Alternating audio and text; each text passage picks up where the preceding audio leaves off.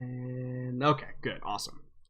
So, for all of you, the one conversation that I think needs to be had, and then of course, I think that there was another thing that I remember now. It's just now coming to me. Zian, you Yes. wanted to see if Yes. your Yes. Twi'lek librarian would elope with you.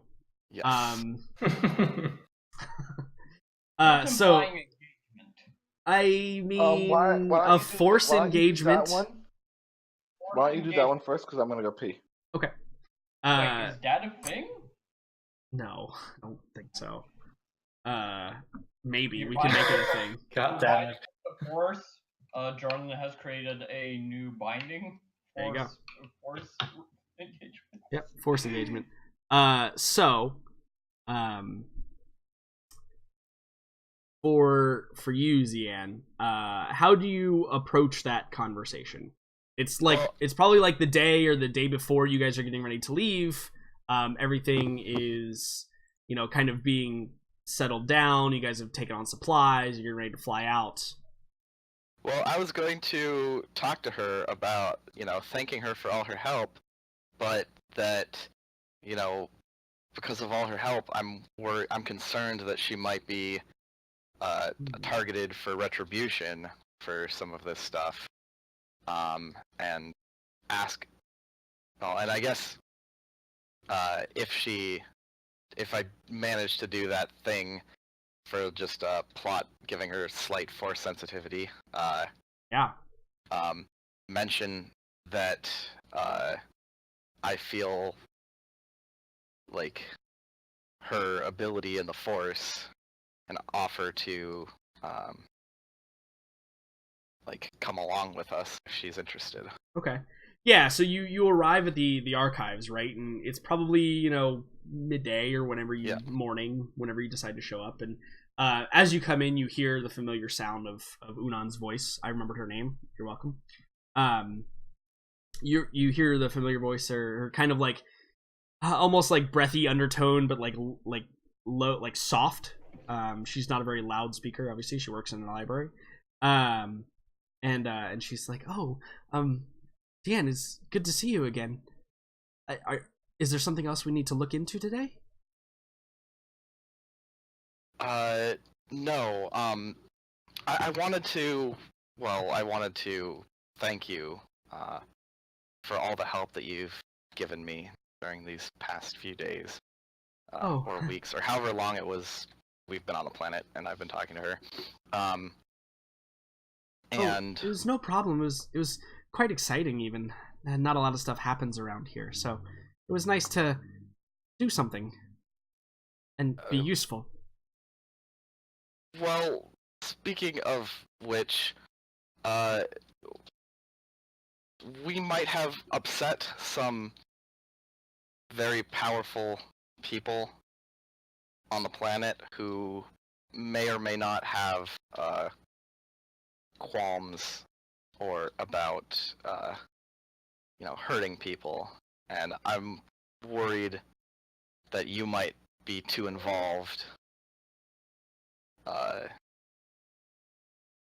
that you might be a target if it comes out that you helped us. Well, you're worried about me? Well, I mean, I what should I do? Well, in the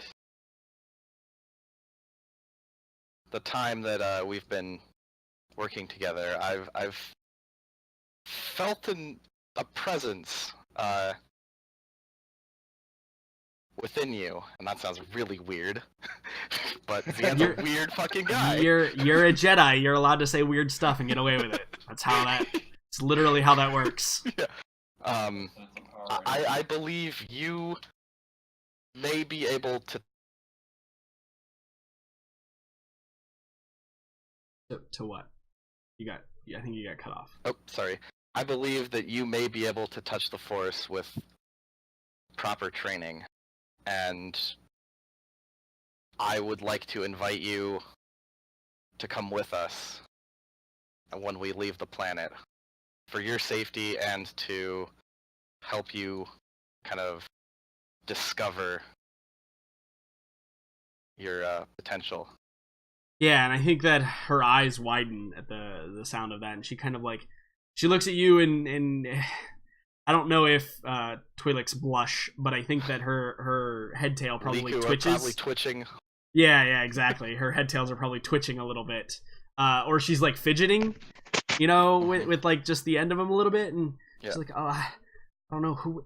And she kind of like looks around, and you can see like there's probably a little bit of sadness that comes to her face as she kind of looks around, and yes, exactly, Kai, tugging her Leku.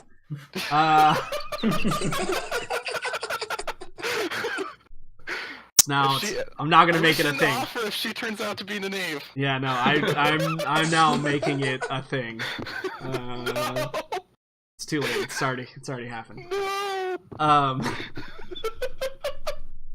So she like looks around the archive, and you can see that there's like a little bit of sadness on her face, and she's like, I've never really been anywhere besides here. Who would take care of all of the tomes and the information here? Do you not have any assistants or any other? She says that, but you know there are multiple people that work here. Yeah. Like Okay. it's clear that she is saying this in a way like she believes she's the only one that really takes care of anything here. Not in a arrogant way, but in like a sad, like, you know, I do all this stuff for here, and how would it... Like, she cares about it, and the other people might just be there for a job. Exactly, yeah. And she looks back to you, and she says, where would we go? I don't have much in the way of personal belongings. I don't have much in the way of skills, either. I just read books, and there's always use for someone who knows their way around a research station. Yes, I see. Mentioned this that I may be able to do something with this, the Force. And can I try to do maybe, I don't know, if like a force roll or some sort of roll to try and kind of do similar to what we did with Dash, but yeah, I think that this one, I think. Yeah, it was this lore. Yeah, well, I don't know if lore was specifically what we used. Ranged light. What? What? Who was that? Oh, can you hear me again? Holy shit! totally different voice. That's really weird. You sound completely different, and I was like, "Who has just entered this Discord channel?" Oh, no. Better or worse? Different is. Yeah, I think that's the only way to describe it. I mean, you sound fine, clarity-wise. It was just jarring when the only thing you said was ranged light. And I was just like, whoa, what? Anyway, yeah, so I think that, why don't we make we usually use discipline whenever we're dealing with stuff with the Force, right? It has to do with willpower, it has to do with a whole bunch of different things. So why don't we make a discipline check, but I'm going to add a Force dice to it on my end, just so we can see kind of where the, like where the tug is coming from, right? Oh, okay. I like it. So make a discipline check, and we'll see what comes out of it. Yeah. Oh.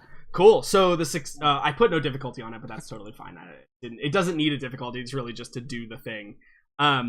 So I think that, yeah, you get the sense, and suddenly like a rose blossoming in front of you, right? You get this sense of like clear, calm serenity, and this woman has lived her entire life in this environment and has, much like you, I would say, not a whole lot of concept of how things work outside of where she's been.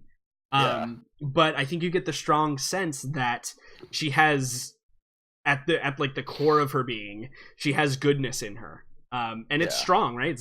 There's 2 light side bits there, so it is a strong feeling, and while the force inside of her may not be fully developed and may not, I think you could tell that like she's not ultimately strong. In fact, I think immediately you know she's probably not as strong as Dash even is, or was even when you encountered him.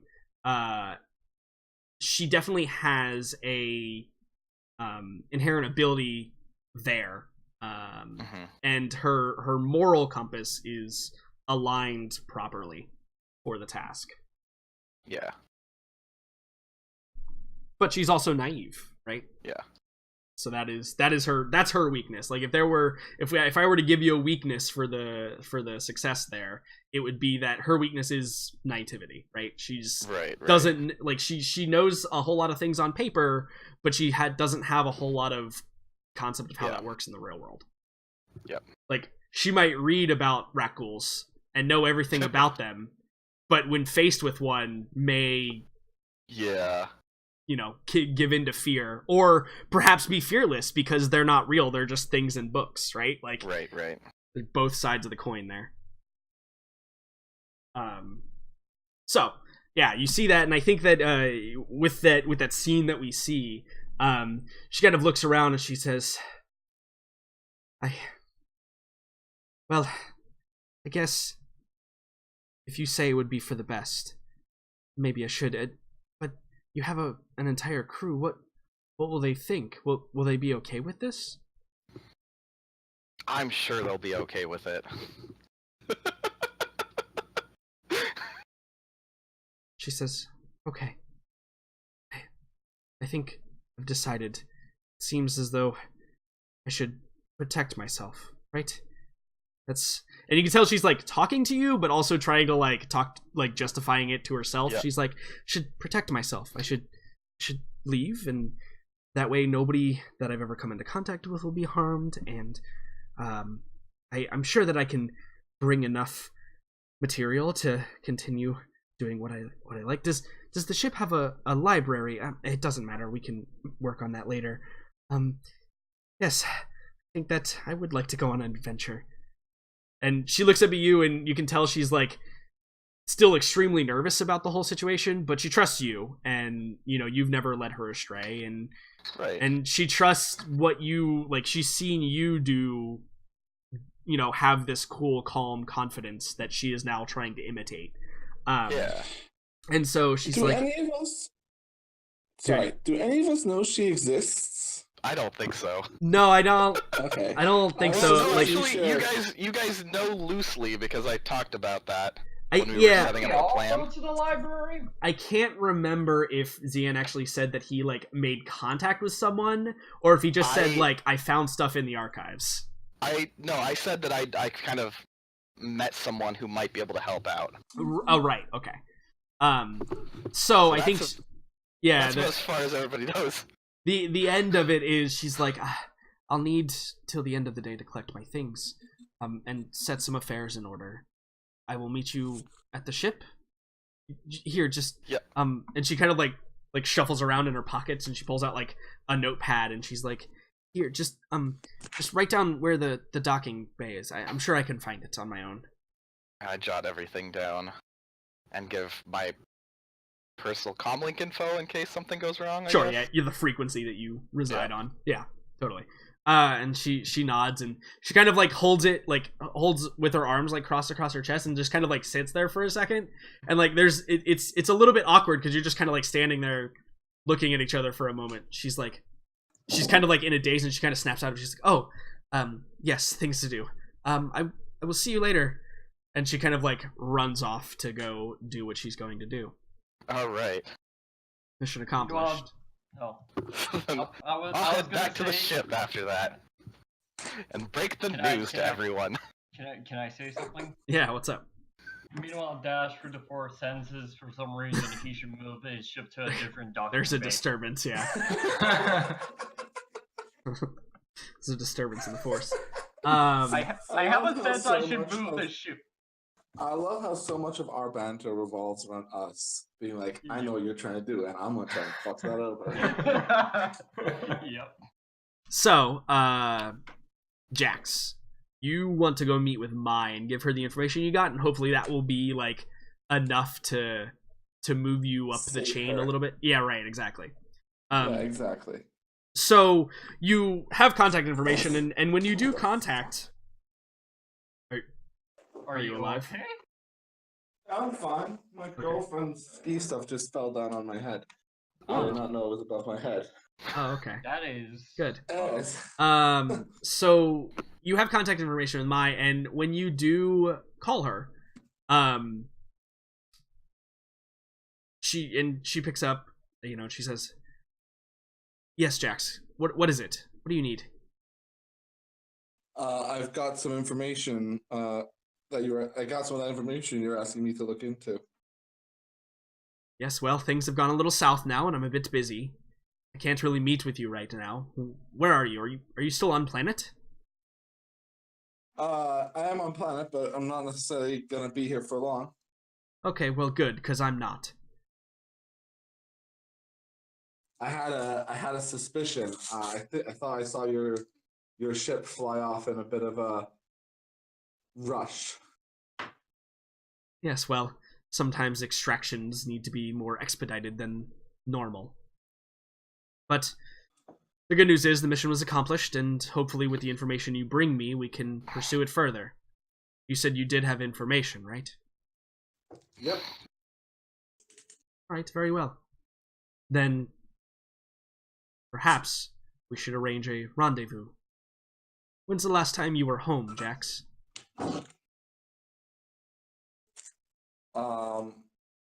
Home is in Tatooine or home is in Mandalore? I think she just laughs, and it's kind of like a brash, like, ha ha. We both know Mandalore is no longer our home. funny. I can We're meet you in going in the Tatooine. same direction. Good. Let's meet there then. Can you send me? Yeah. Okay. Fine. Sure. Fine. Done. Yeah. Great.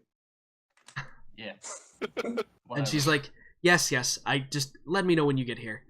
We're still a bit busy cleaning some things up, but I'm sure we'll beat you there. Okay. Cool. Talk to you soon. Yeah. And so you kind of like hang up the comms and you're like, that's kind of weird, but okay.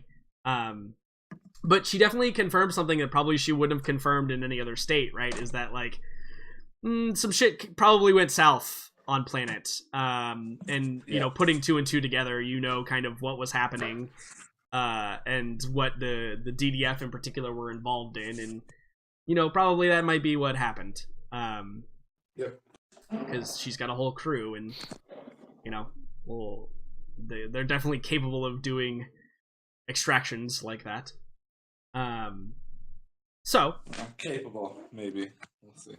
So I think that probably like as you hang up and everybody's at the ship like preparing, getting ready, Kin and Mouse are probably overseeing like some supplies that are being brought on. Dash is probably doing some pre-flight checks, inspections on the exterior or interior of the ship.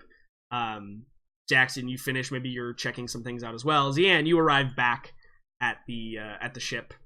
Do you call powwow number 336? Yeah. Okay, good. So everybody gets a message on their comm links to meet up in the powwow room, also known as the cafeteria, to have a brief team meeting. I assume all of you go. Yeah. Yep. Okay. I'll just start off by we're gonna have a guest. Just like what? Yep, that's the thing that's happening. What? I think Mouse probably exchange a look with Kin and then looks back. Jax would just raise an eyebrow. I'll kind of go into Josh would the. ask who exactly. I'll explain basically everything, like how I've been going to the library, using her help. I'm concerned about her safety, and I'll kind of towards the end I'll be like, and she also has some force potential. Dash just says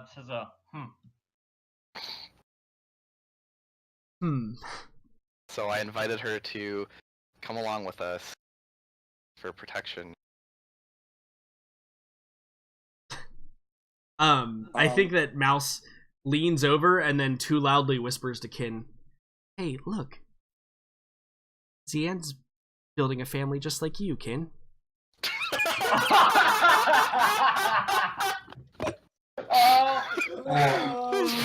Perfect. Kim I'm just gonna say will right there, that was a beautiful mouse play. yeah. Kim will say a bit too loudly. It seems like he's using scraps as well. Dash and Jax just laughed their asses off. I think Mouse just like without like missing a beat just nods solemnly, like scratching her chin, like yes, I agree, concur. Jax is just gonna stand up and like basically leave, and as he's leaving, he's just gonna say, "One of these days, people on the ship are gonna talk things through before just doing shit," and just go back around his business, like not in an angry way, but in a like, for fuck's sake kind of way. Yeah, you throw your hands up and walk out. Yeah, like, so, like sure, whatever, peace. So the thing is, like, I power gamed there. Sorry, Jax. But Dash kind of like he finds a whole blunt like saying like someone has a crush, but in droid terms. It's just like, so he calls out and it's just like he kind of like says sorry to just like apologizes for reason, and after he calls out and says so our next crew member is a librarian. What book skills? Yes, well, she's been extremely helpful in researching. Not skills, my bad. She's been incredibly useful or helpful with our researching for like our activities here. And I have no doubt she'd be able to help us in further endeavors. And just kind of like, this is where Zian is like definitely kind of not as calm and collected as normal. But... Sure. What like, is it something emotional that you're feeling here, or is it something like what's the why are you not as calm and collected in this? Probably a little bit of embarrassment. Okay. You should be embarrassed, you horn dog. I think the beauty of it is that's not really what Zian's going for, but it's just hilarious that everybody thinks that. No, he's definitely going for it. He just doesn't know it yet. Yeah. See, the thing is, all men are the same. It's just like Dash is just like, oh, so we're in your group. It's just like, but then again, he realizes at first he knows where he came from, even though he had military skills and just became this like pseudo like fucking hired pilot. So he can't say much because he's changed through this endeavor. So true. He says like just a simple okay as he turns and as he just goes back to the cockpit, as he basically just says a offhand good luck with that as he goes back to the cockpit, just chuckling to himself at this like slight hint that the innocent healer possibly might just have a crush that is not there, and people are just teasing him about it. Mm-hmm. Jesus Christ, I played the joke. You never like. You did. That's okay. Fuck. Totally fine. So yeah, I think that's perhaps we fast forward time a little bit until we see approaching the gangplank of the ship is this Twi'lek woman, and she's got like traveling clothes on now. It's not like her normal attire, and she's carrying like this bag that is basically like straining at the seams, it's clearly like as heavy as she is, and she's kind of like struggling. Her back is like arched forward as she's like struggling to carry it with her. She's got like another like suitcase thing that clearly has like clothes and personal items. And then she's also like in her hands has like a pile of books that are kind of wrapped in this linen cloth. And she's like walking, and she kind of like stands outside the ship and like looks around for a moment, like hoping someone engages with her. Yeah. It's Unan, right? Say it again. Wait, what? Her name is Unan, right? Unan, Yeah. Mm-hmm. See, the thing is, if while she was approaching, would Dash be the first person to see her since she was actually in the cockpit?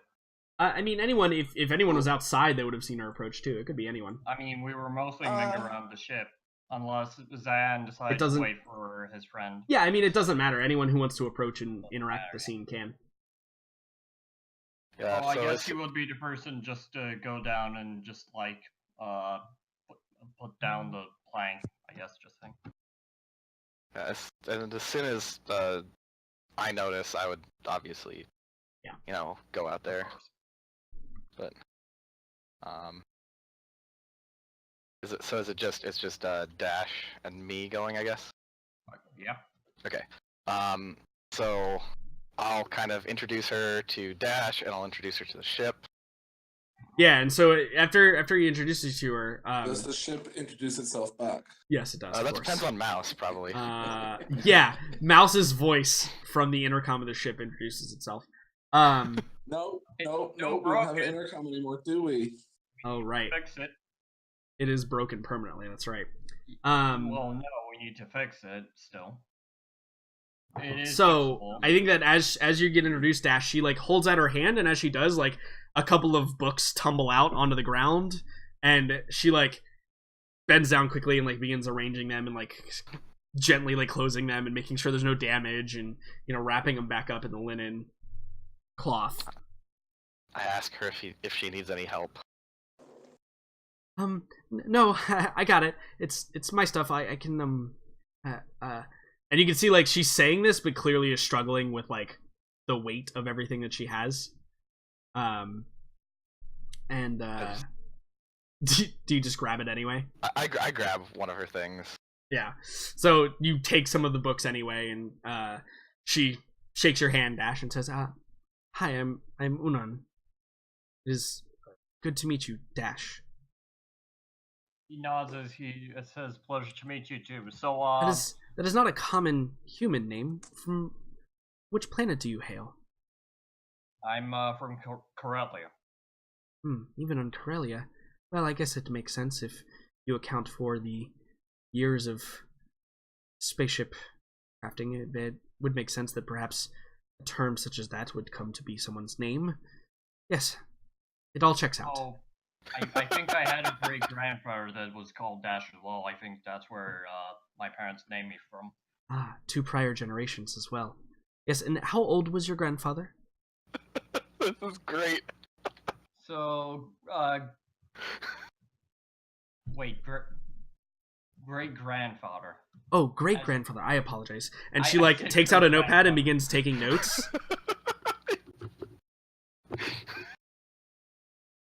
He just says nothing because, I mean, the thing is, like, he's been in an academy. It's just like he's also met people that are also been this concentrated in studies, and he's not the more studious kind. He just kind of learned enough to know how to fly ships. So she probably like for slightly too long expects more out of you, and then when she doesn't get it, she goes, "It's no problem. We can address it later. I'm very interested in your given name." Did you need more? Because you paused there for a bit. No. It's okay. I don't. I should probably get settled before I do any research. I mean, before I work. I mean, I'm sorry. And she walks up the ramp quickly. I mean, he was as she was stammering, he's gonna be like, "Whoa, it's okay. Calm down. Don't need to blow a chromosome or something. I don't know.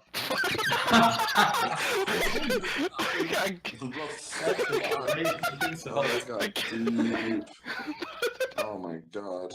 I think there's like a long moment where she looks at you Chromosomes. and she says, He just like he just said it because he didn't know if that was the correct thing to say. But "Oh it's like, no, trust me, we all got that." So she just like looks at you for a moment and she says, "Oh, a joke. Ah, yes, I understand. If you are interested, though, I can explain to you how the Twilight biology differs from that of humans. If that is something that interests you, I can put together some sort of you know what? It's not important now. I should really get settled. Thank you, Dash." And just like kind of like trots up the ramp. I mean, he stands for a second, just looks up, it just says "after you," and just goes up. Yeah, and so who's the next person you introduce her to? Well, probably whoever's gonna be closest. I don't know if Mouse is maybe. You know, Mouse tinkering with doesn't like something? introductions. Yeah. So she probably would in our hide. hole. Yeah, exactly. Mouse is probably hiding if there's a new person coming on board. Gonna let Kin evaluate the threat first. Yeah. So whoever, I mean, Jax is probably in his workshop, playing with his gun. So I'll probably go there first because I know Okay. that's where it'd be. He's I the know head of where Kin might security. be. Yeah.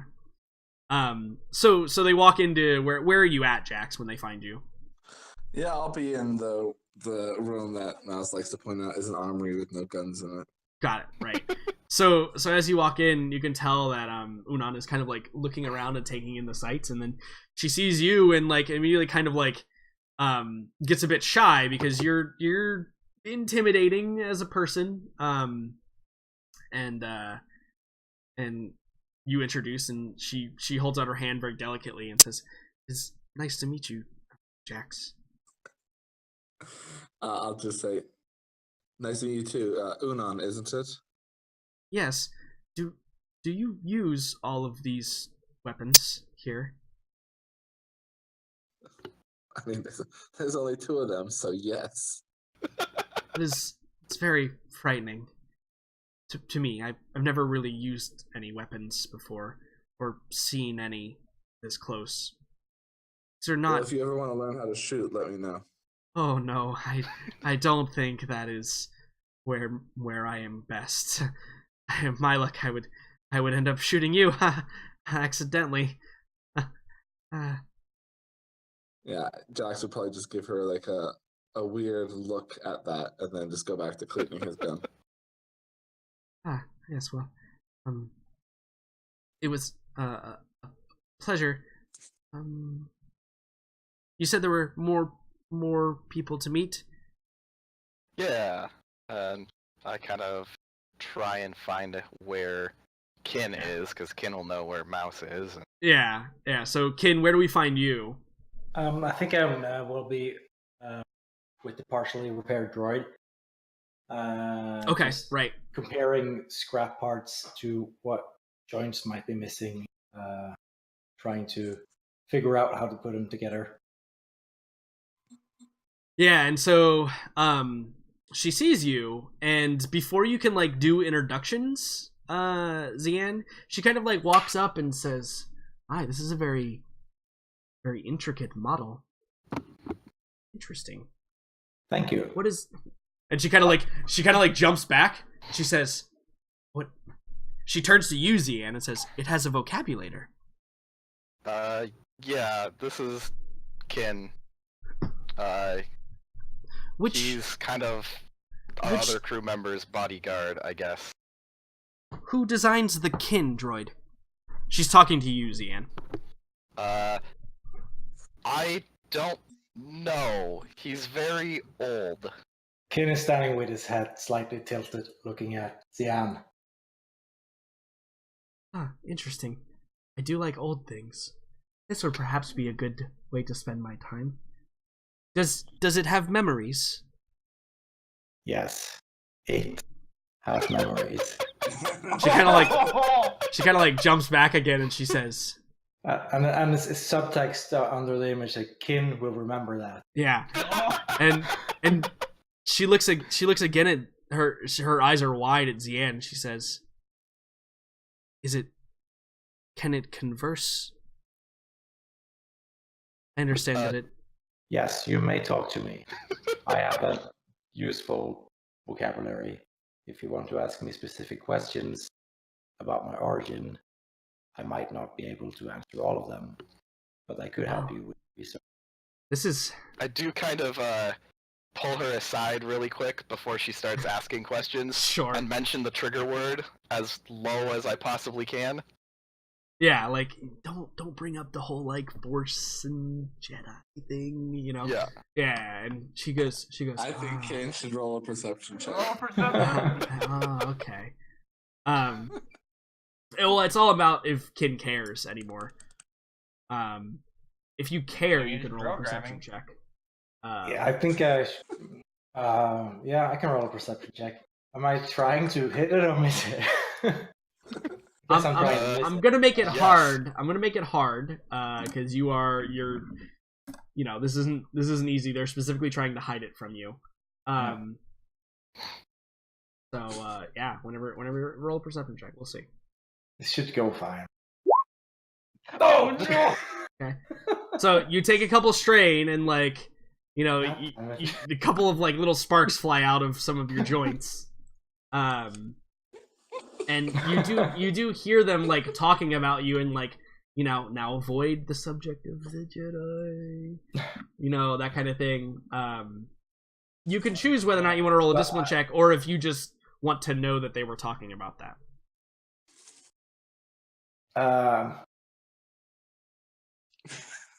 Will be good in this case. Well, it doesn't really. People could talk about Jedi, not really. Yeah. Yeah. I'm not saying they are it's Jedi. Just, yeah. Okay. So So I think I'm just gonna ignore it. another Yeah. Kin will remember this moment occurs. Yeah. Um, Krusty does not put two and two together. Yeah. And so she kind of once the conversation with Yuzian is done, she flips out her notepad and she says, "Very well, Kindroid. What is it that you wish to be called?" My designation is K1NN, but my friends call me Kin. Ah, okay. K1 and then K-series droid, K-series droid.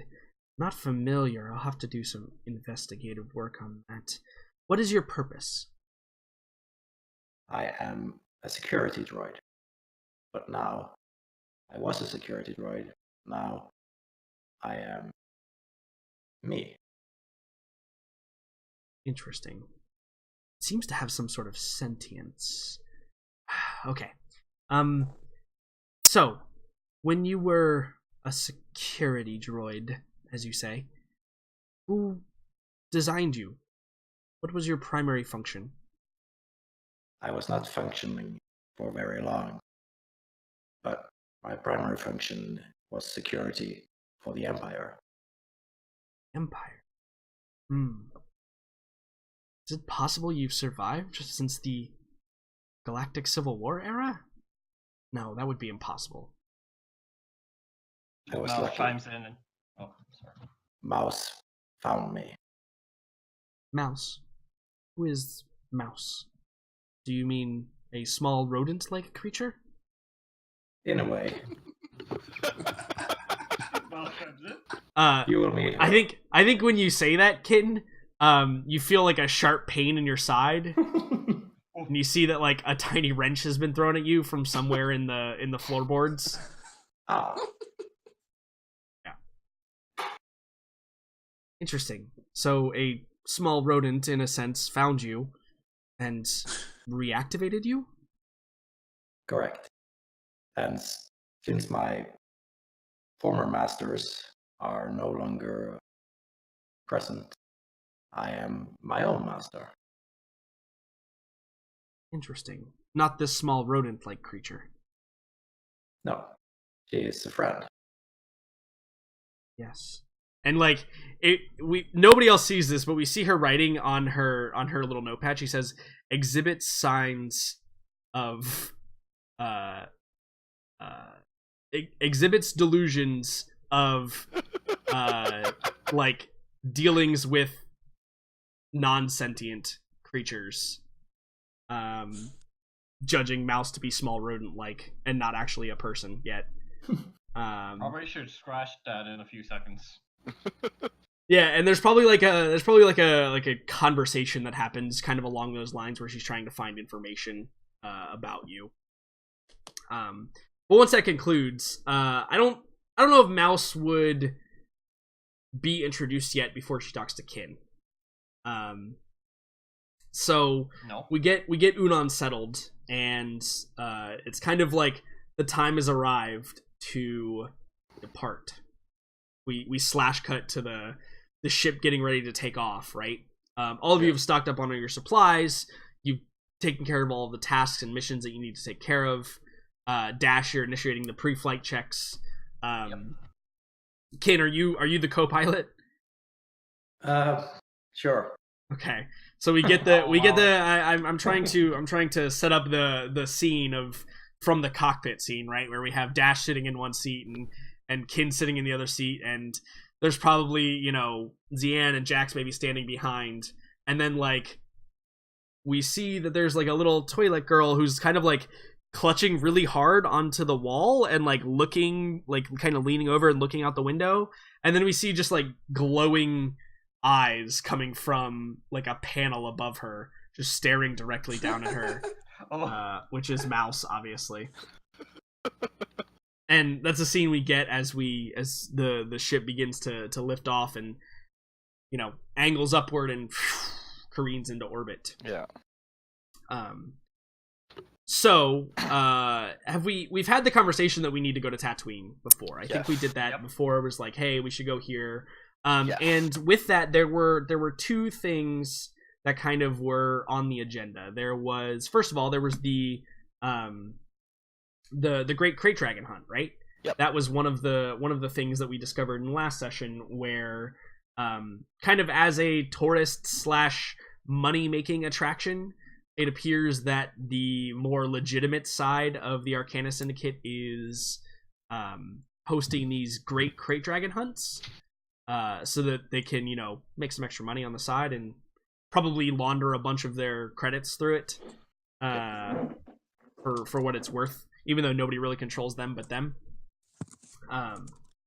So with that being said, the group of you, we get the hyperspace, right, and we see the lines passing. So during hyperspace, we have a brief moment of reprieve from all of the hustle and bustle of what was going on.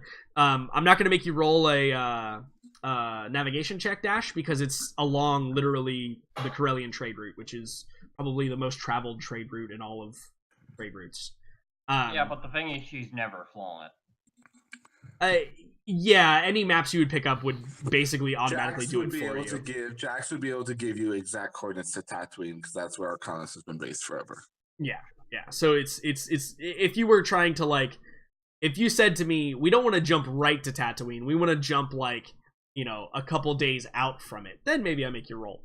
But there's no reason to do that. So you arrive, or you don't arrive, but in the small moment of reprieve, what's everybody's downtime look like? Was everybody's little bit of do what you want time look like? So I'm gonna kind of like work with Unan a bit, but also start putting all of what we know about Tatooine and Crate Dragons and all of this stuff, kind of start putting this together so we can have a planning session. Right. Okay. Yeah, and you got a bunch of that, right? A bunch of that before. Yeah. Yeah, absolutely. Okay. Jax would split his time between probably most of the time being on his own and kind of thinking, because obviously for him going back to Tatooine is kind of very turbulent, let's say, thing to do because there's so much potential for things to go in so many different directions in terms of what he wants. So there's that. He'd also spend some time with Mouse, or maybe Mouse and Kin, just like watching Mouse tinker. He's starting to get the itch for the mechanics. Yeah. So just watching Mouse tinker, seeing if there's anything he can do to help out with anything she's doing. Maybe they do some more. Maybe he'd show her how to like strip and clean her new gun, things like that. Okay, cool. Yeah, absolutely. Because she's got that. You probably want to get your hands on that new weapon too, right? Yeah, I want just to see how it works. Yeah, absolutely. Okay. So yeah, so it's definitely a thing that you guys can be working on throughout the process. What about Dash? Are you simply just making sure the ship's up and running, or do you have any extracurricular activities? Well, see, the thing is that Dash needs to have a conversation with Mouse specifically about something. Well, okay. Two things that are underlining in the same context. And what's that? The intercoms system incident. Okay. So how do you start that conversation? So the thing is, as they're traveling, of course, there's time, and he knows that unless something just like decides to ram him in hyperspace, which is impossible in his mind for all he knows, he decides to go down to the lower parts of the ship where Mouse normally nests, and of course tries to maybe find her at a time of like solitude, which at some points is maybe impossible, whether speaking with Kin or Jax. But as he finds a time to spar, he then of course catches her, tries to catch her attention by either saying like something like "Hey, Mouse," or "Hey, I need to speak to you about something connected with the ship." Yeah, and I think she's like, "Yes, Dash. What is it?" Well, first of all, I want to apologize for how I acted with the sound system and how we had a scuffle about every single part of the ship and who has reign over which part, and how I basically brushed you off and just didn't regard your skills and just decided to take things in my own hands, even though I never worked with a and system. I think that immediately she's kind of like taken aback by that. Does not expect that to happen, obviously, and she's like, well, I mean, yeah, I mean, it's no problem, but you just gotta understand that, like, if you're gonna fly the ship and I gotta keep it running, and I guess I'm sorry if I felt like I made you feel like it wasn't your ship.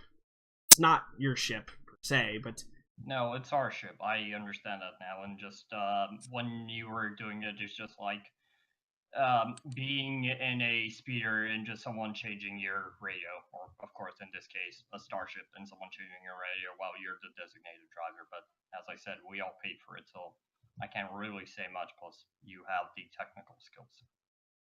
Well, yeah, thanks for the apology, and I'm sorry if there's anything I need to say sorry about.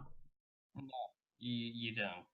But I also wanted to ask, could the system be repaired? I mean, I don't know if I destroyed completely, or if we can find something on Tatooine that could possibly fix something this pristine. I mean, backwater.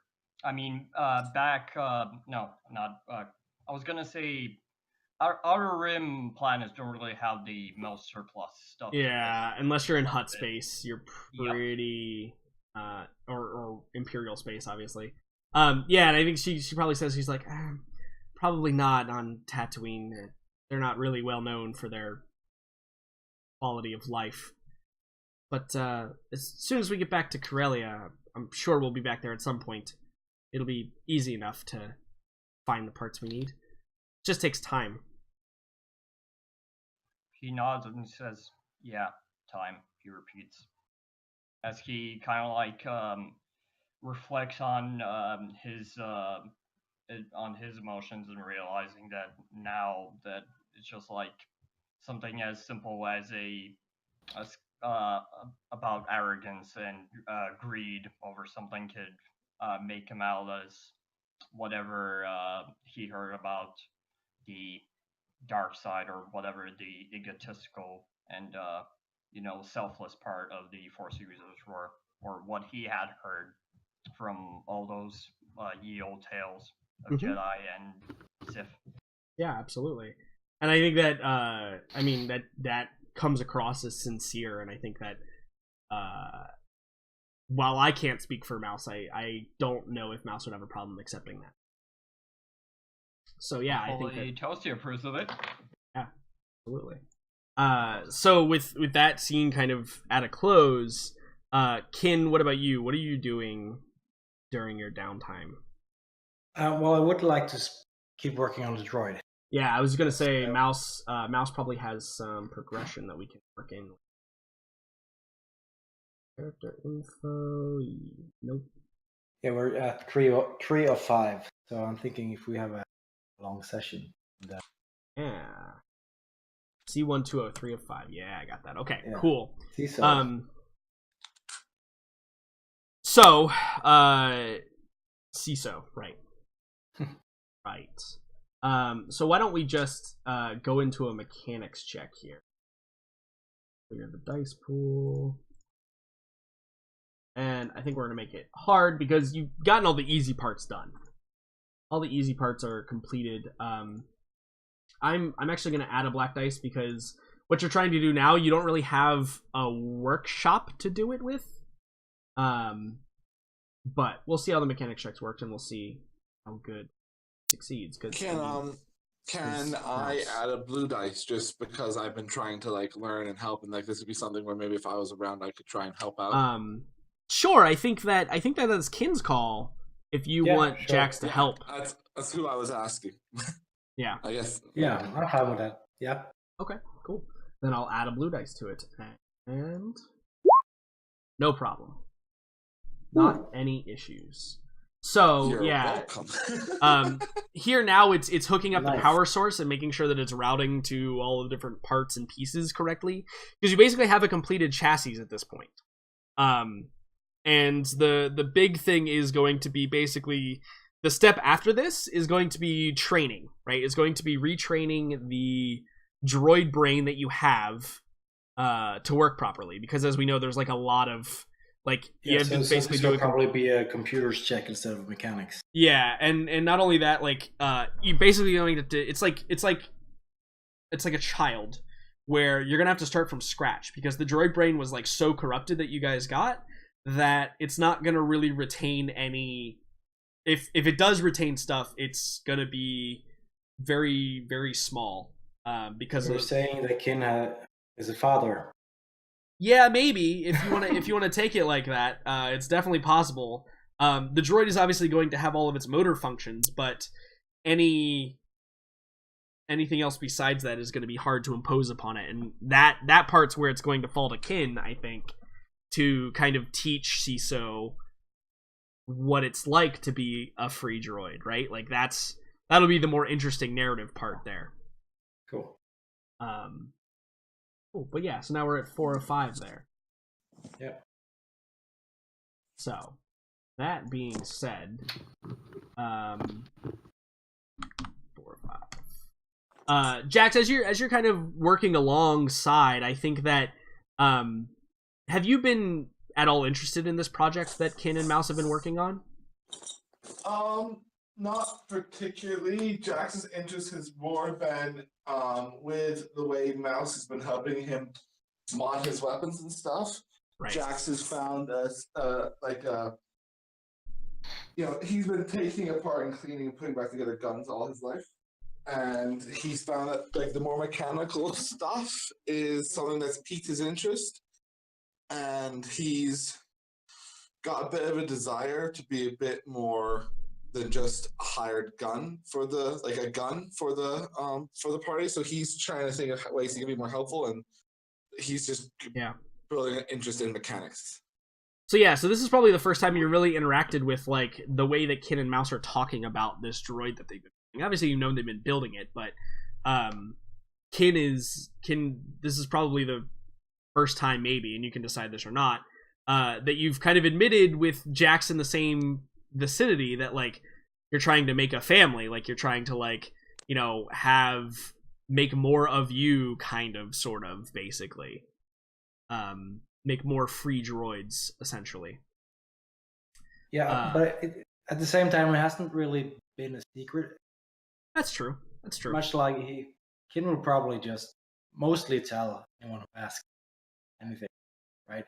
Right. Yeah. He doesn't really have deception as a part of his personality. True. You are a droid. And it's not something I think Jax would think twice about. Jax kind of has accepted Kin as a member of the crew and doesn't really care that he's a droid. So if it were to come up, he'd be more like, "You want to have kids? Like, what the fuck is wrong with you?" Rather than Jax is not a family-oriented man, right? So right. Yeah. It's more. Why would you want kids? Yeah. Exactly. Not you're a droid, you can't have kids. Okay, that's cool. I like that. Exactly. I like the idea of that scene occurring at some point, kind of as just like maybe a montage or something where, maybe while I'm helping them like do some of the wiring, I'm like, so why are you doing this again? Like, I don't understand. Yeah. So Kim will be like, you are my friend, but you meatbags are so fragile. Meatbags, wow. I really need something more permanent in my life. Have you will call a family. This, and he points to droid and various parts lying around the workshop. And this is the best part, the best way to fix it. Jax would kind of think a bit and, try not to take offense at not the meatbags part, but Jax is probably a bit cocky when it comes to, it's probably like, not he's gonna live forever, but he's never gonna, not that he's not gonna live forever, but he's never gonna die type thing. So he's like, legacy. like he's like, yeah, sure, okay, like. But he's more put off by the idea that like he won't be around forever, which obviously he knows, but just doesn't think about those things. I think. Honestly, give your son a pistol; it will live on. Yeah, totally. Sorry, Dash will probably never, unless Monica is a thing. True. So with that scene being over, I think the one other scene that I want to have is probably just one between Mouse and Kin, where Mouse basically just says to you, Kin, like, so the new crew member, what is she like? She is inquisitive. In respect, inquisitive. Is she dangerous? No. Not in a physical sense, at least. What do you mean? Dangerous emotionally? Unstable? Is that something you can process, Kin? If so, that's a great breakthrough. No, some of her questions may cause feelings in you organics. I see. So she is perhaps well, yes, okay.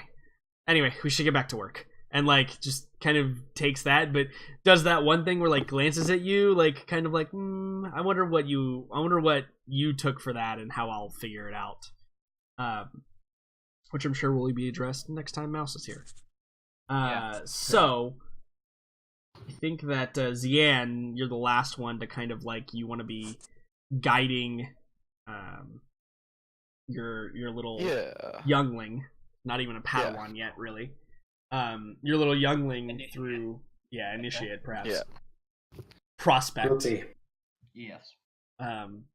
So what do your interactions look like throughout the short-ish journey to Tatooine? Well,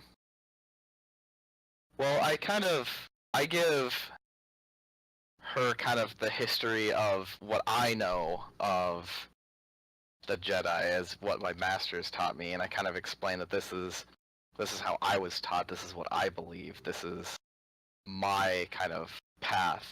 Yeah, and that, there's many paths out there, and some are more right for people than others. I don't recall if she's ever rolled a Jedi lore roll. But I think that it might be interesting I to swear see. at some point she knew a lot about. She rolled about the Force, and she rolled about, but whatever the place that Yavin is, where like the seat of the current Force user's power is. Exactly. But they don't call themselves Jedi. Right. So let's see. Okay. So. Okay. So He's the chosen one. She knows some stuff about Jedi. And I know perhaps you've specifically told her that before. I think you specifically mentioned Jedi to her before. Yeah. And I think that this is the culmination here of all of the research she's done since you mentioned that. So like when you bring it up, she's like, yeah, actually I have some notes here, and she like kind of pulls them out. And the 3 threat here don't apply to you, or don't apply to her, but they're not necessarily going to be strained, and they're not going to apply to you, except in the fact that the one thing Unan is good for is being very objective on things. And she begins to lambast you with this information that she's dug up, but you realize very quickly that like it's not all just Jedi. Jedi have another side, right? And she is speaking to things that probably are not well spoken in good company. She probably the most documented, obviously, is the Galactic Civil War. Right. It's obviously the most documented one, and so she actually probably begins to talk about. And in fact, I would say, and this is how I don't like to do this. To bring old, canon stuff into our games, but she probably hits on the name Skywalker at some point, it being the most famous Jedi to ever live, basically.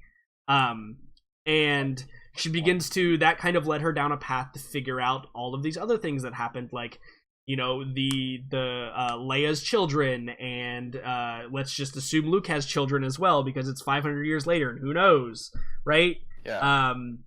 And he had a kid, didn't he? He did. But it depends on what canon we're following. Right. We're not really. We are, but we aren't, right? That's how it works. Yeah. But she begins to go into say, like, they speak of the fall of these Jedi, and this is how they fell, and this is what they laid at their feet. And as she begins to talk about this, you see the triumph here, and I think that's the important part here, right? Obviously, yeah. The 3 threat here is that she obviously understands the difference between right and wrong, but the way she views this material is very objectively and like not based in reality, right? Like the fact that these things did happen doesn't necessarily mean that they could happen in her mind. And so it's probably a bit dangerous for her to be really researching all of these dark Jedi.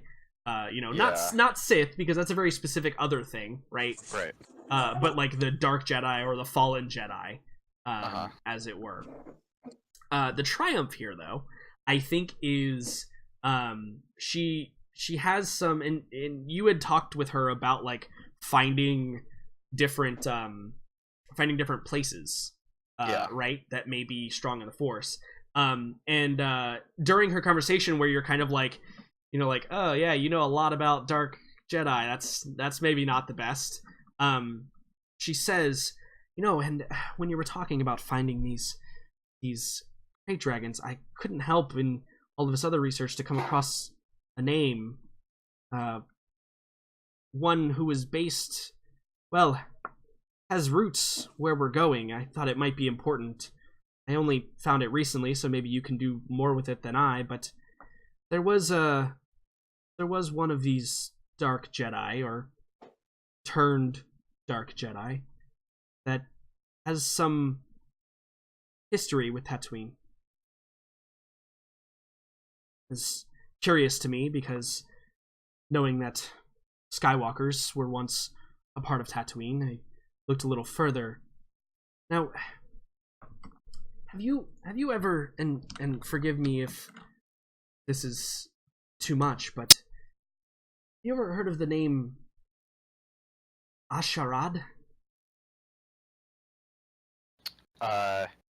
This is where Player knowledge and character knowledge is different. yeah, so no. Zian doesn't know anything about the One Sith. Uh-huh. So this is like probably a lore role on my part. Definitely lore, I think. And this is like it's one of those things where this is definitely not something your master would have told you probably Right. about so I would say that I'm going to make it hard, and but I'm going to add a blue dice because she has some information that may be able to trigger something. All right. And it's going to be lore. Yeah. Which lore would be most applicable? I think Just lore. Lore's a roll. Yeah, that. All right. Okay. Oh. So perhaps you've run across the name before. In all of your research, maybe you guys have run across the same, like you've run across it in the same manner, because you were doing a lot of research on Tatooine and what goes on Tatooine and how things work, and probably not just all associated with Krayt dragons, but also probably, everybody knows that Luke Skywalker was there, right? And everybody knows that Obi-Wan used to hide out there. So those things are not common knowledge anymore, but for ones such as yourself, they are knowledge that you possess. Right. And so I think that your successes here grant you the information that maybe not, because this is the information they grant you. Asharad obviously has a lot of history that you probably know all about as a player, but I think that the information you get here is there was no name for what he was when he was on Tatooine. He was simply just another Jedi in hiding. But what you know and what she knows is that something here on Tatooine kind of converted him, right? This was his descent, right? This is when he entered the cave, right? To go down into the darkness. And no one really knows why that is. No one really knows why that happened. No one really knows how that happened. It's still a mystery to you. But you do know that he did, and this is how she came across it, is she came across the name, right? Because the name that he took for himself was Darth Krayt. Correct. Which, obviously, if there were history books that existed, or archives that existed that had that in it, it's pretty easy to run across the name like that. Yep. So she combined all of the information that you were asking her for into this realization that maybe, and I think that she says, and this goes back to that triple threat she rolled, she goes, perhaps if we find what he found, it would be helpful to your mission. I kind of pull back and was like, that's very dangerous territory. Something that could corrupt someone or change someone's mind so drastically could be incredibly dangerous for such a newcomer to Force, and even someone who's a little more adept. Yeah, and I think that she says, she's like, oh, well, it was just something that I found. I didn't know if it would be helpful, so I wrote it down. It's obviously not something definitely that helpful. we know that there's something's going on there, and to keep an eye out in case our quarry might be somewhere in that vicinity. Yeah, I have a fascination with, well, I have a fascination with genealogy sometimes, and names are important, especially those that people give to themselves. I think that it is not coincidence that this Sharad took that name for himself. That would make sense. But regardless, it doesn't matter. Perhaps we should. I am quite tired. Perhaps we should turn in for the day. We will resume tomorrow. And she says it like as a question, but also as a please. And I nod and say, of course. Good. Then I will see you tomorrow, Zian. Kind of nod. And you take your leave, and I think that as you walk out and the door slides shut, maybe we have that moment where you're like, we get just the image of you, right? And you're just kind of standing there, and we get kind of that looming, like, that weird back of your head feeling, like, why did this come up now? Like, why when we've already decided to go, we're already gonna be there, why is this now, like, why is this a conversation that I'm having instead of before, when I could have made a different decision, or it seems like fate, but as we know, it's the Force is drawing you to something that you may or may not want to be at. So. Yeah. And that is a great place to take our break for the night. Cool. We have to do one of those. I almost forgot because it's been like 20 days since I ran a game. Well, I didn't forget. I remembered, and then I was like, okay, I want to do this cool scene that I have in mind, and then also. Did you draw that? Yeah. That's amazing. I've started doodling again, so real quickly, this is incredible. Everybody take a look at this. That is that's our future right there. That crate dragon's really good, dude. It's amazing. Sounds good. That's the future. Cool, so let's take a break. Let's be back at let's do a slightly shorter break. Let's be back at 20 after. Sound good, everybody? Cool. Sounds good. Awesome. We'll be back just then. See y'all in a little bit. Yay. Alright, guys. We played a little bit long this time. We're going to take a quick little break. Stay tuned. We'll be right back. Just about 8 minutes.